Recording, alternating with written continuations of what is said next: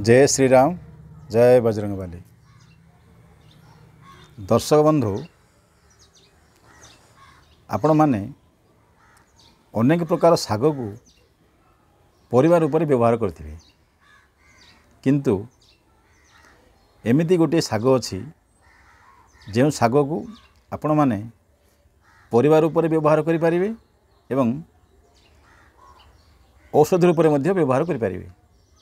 तो सही औषधीय गुण संपन्न चमत्कारी शागटी हूँ सुनुसुनिया शाग। भिडियोटी आरंभ करने पूर्व जो मैंने आम चैनल को सब्सक्राइब करना तो दयाकोरी सब्सक्राइब कर दिंतु एवं लाइक और शेयर मध्य करंतु। भिडियोटी आरंभ करवा। सुनुसुनिया शाग। दर्शक बंधु ये अति चमत्कारी शाग। आयुर्वेदिक शास्त्र अनुसार ये शागरे विभिन्न प्रकार सब औषधीय गुण भरी रही। तो मु पांचटी गुण पर आपण आज कहि। प्रथमे जानिबा जेकोसी छोट छुआ मानू यदि बारंबार पतला झाड़ा होची तो आपण माने मन रखिथिबे ये जो सुनुसुनिया शागरु किछि रस बाहर करिवे एवं से रसरे अल्प परिमाण रे महू मिसेबे एवं छुआ को 2 चामच खुआई देबे।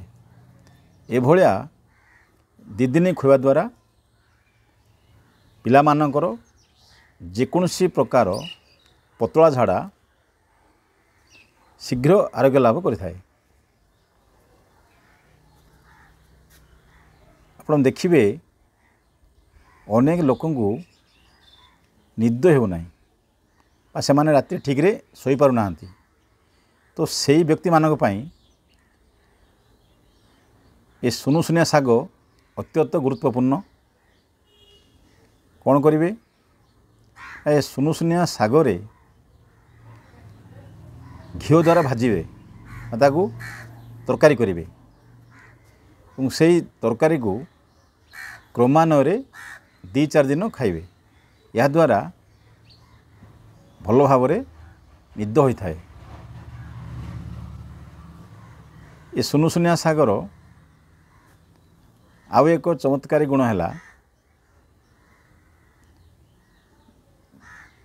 जो मानू हजम न होगिरी झाड़ा हो जाउची से व्यक्ति माने कौन करेंगे ये सुनुसुनिया शाग को घिओ द्वारा भाजिकी आपण खाईपारे मध्य। सबुठु बड़ आश्चर्य कथा होची जो मानकर दीर्घ दिन धरी कोर्ट कचेरी चली न्याय मिल पारुनी बारंबार डेट पड़ुची से व्यक्ति माने कौन करेंगे जेकोसी मासर संक्रांति दिन जो सुनुसुनिया शागर मूल खंडे संग्रह करेंगे और से मूल को आप सांगरे नहीं कोर्ट को जाती तो प्रथमत आपण सपक्ष न्याय आसव एवं 2-3टा डेट पर निश्चित भाव में फैसला हो।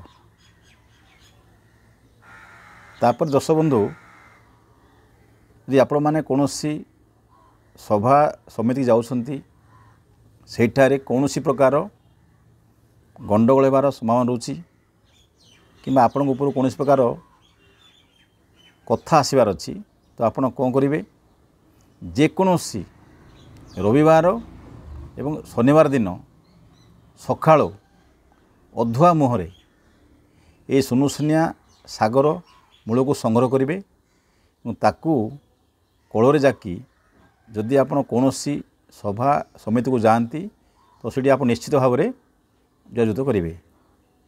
दर्शक बंधु ये भिडियोटी आपण मानकु निश्चित भाव में भल लगी। एभलिया आउ एक चमत्कारी भिडियो नहीं मुझे आसूँ ରହୁଛି। ଜୟ ଶ୍ରୀରାମ।